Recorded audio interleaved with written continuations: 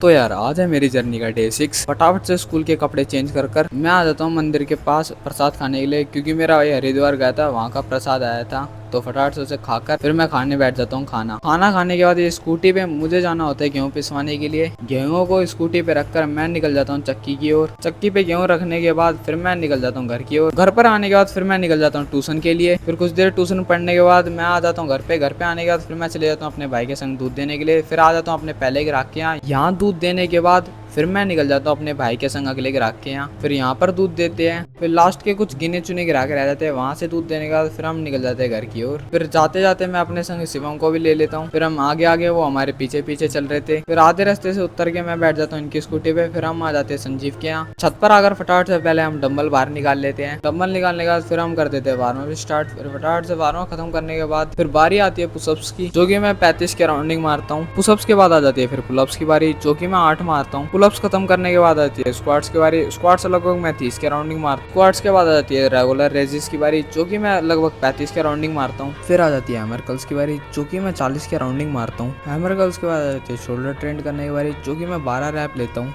Workout के बाद body की कंडीशन कुछ ये होती है। तो आज का व्लॉग होता है यहीं से एंड। जब तक के लिए बाय बाय।